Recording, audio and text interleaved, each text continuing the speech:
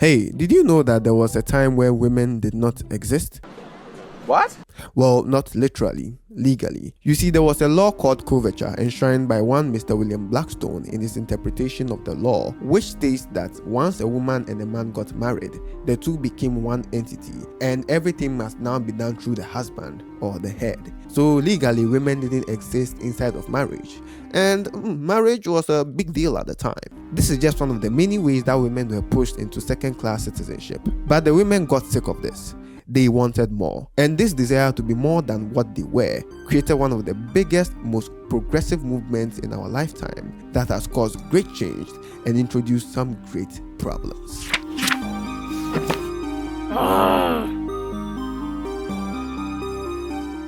The first wave of feminism seeks to achieve two things: legal personhood and the right to shape one's destiny, or the right to vote. You see, at the time, women were not allowed to do a lot of things like vote, own property, hold positions of power, own a bank account, and even do certain jobs. Hey, you see that house over there? You know who owns it? Well, it's definitely not a woman. This sparked a movement that became known as the women's suffrage, a movement that men did not particularly enjoy. They want what? At the Seneca Falls Convention in 1848, the feminist movement was born. Organizations like the National American Women's Suffrage Association, or NASA, and the Women's Social and Political Union, or WASP, were also formed in the 19th century. Notable figures like Susan B. Anthony and Elizabeth Cady Stanton were active movers and shakers of the movement. The women protested and marched and formed organizations. They were serious. And if the women's temperance movement was anything to go by, women were good at getting things done. And their hard work paid off. By 1920, the US ratified the 19th Amendment, granting women the right to vote. They did it.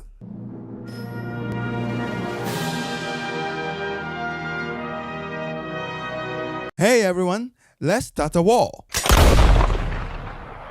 In the 1950s, evil Mario, Luigi, and Toad tried to take over the world and failed. America bombed Japan into submission. The UN was formed to eventually become useless, and one Dr. Gregory Pincus, along with Dr. John Rock, had a new idea. Okay guys, hear me out. What if women could have sex and not get pregnant? I think that's a good idea. I like That would be sex. great. I like a Well, lot of sex. I just made a pill that would do exactly that. Yes! I know.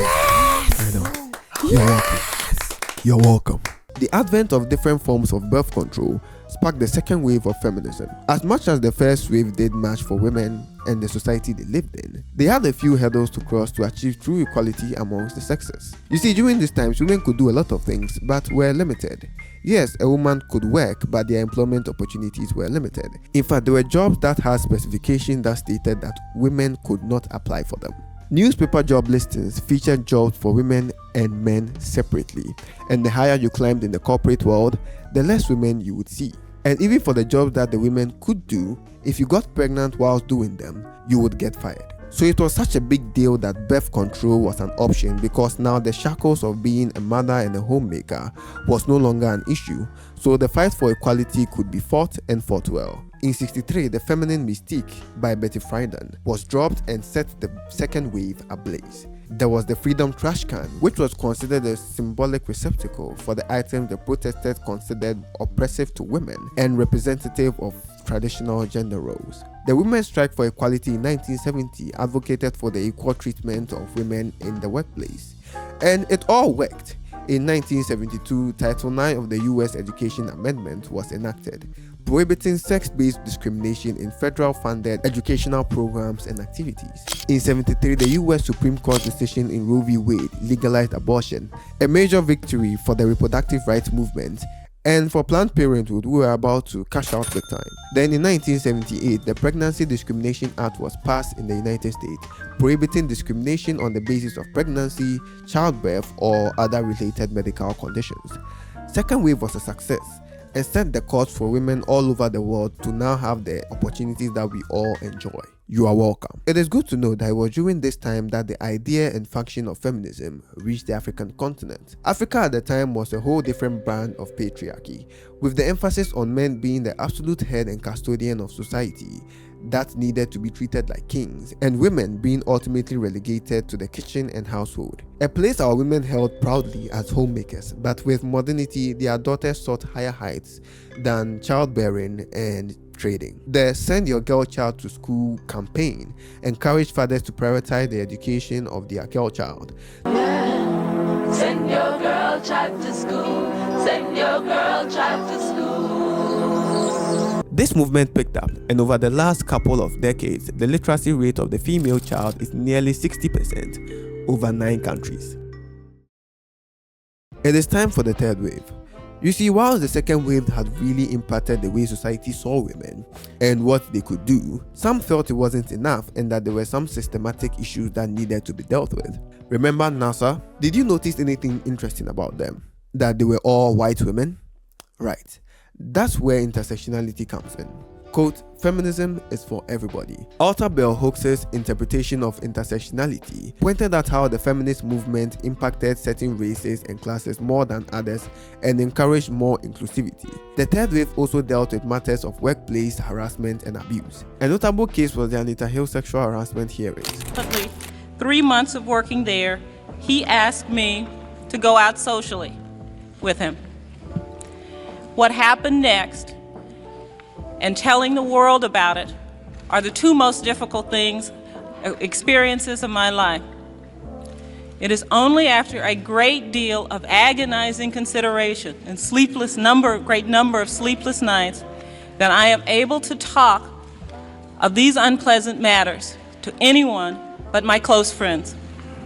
At the same time, the third wave tried to do other things on a cultural level. By redefining femininity for themselves, some women reappropriated words like bitch or slut as a protest for sexual autonomy, demonstrated by things like the slut walk, a protest where women dressed like sluts in protest of the comments made towards the presentation of women in public. Not really something that happened in the third wave, but it is worth mentioning. In general, the third wave was split into two sides. One side looking for the equality for women, and the other side that just said, fuck men, fuck women, fuck the patriarchy, society is fucked, the future is female, and fuck the binary system. The two groups were categorized into liberal feminists and social justice feminists, and whatever movement liberal feminists started, which was usually for the betterment of women like workplace harassment, social justice feminists usurped the movement and took it to another level. And with the advent of mainstream media like television, books, and the internet, the movement of feminism took a different turn. Whilst many scholars limit the movement to only 3 waves, some believe we are in the 4th one, where social justice feminists rule the kingdom. This is what I call the regression. #MeToo was a movement that helped address a culture of silence and abuse amongst men and women in the workplace and in Hollywood, bringing down monsters like Bill Cosby and Harvey Weinstein. A win for women everywhere, which was again usurped by social justice feminists and taken to another level. Furthermore, SJFs, as we'll be calling them from now on, started widening the gap for what even a woman was, creating spaces for trans women to take the term women without any of the biological requirements, further dividing the gap between other kinds of feminists. Some women have penises, right? Some men have vaginas.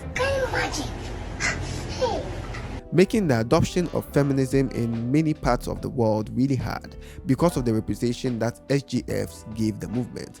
And with FJFs being the loudest voices, they became the official face of the feminist movement, becoming the absolute definition of feminism. So whilst you and I now know feminism to be a movement formed for the liberation of women and the equalization of the sexes for the betterment of humanity, the mainstream imagery of it is a group of loud, angry, and aggressive people who hate men and wish them death and everything that they've ever done. And as much as they don't like to admit it, this brand of feminism unknowingly created a monster.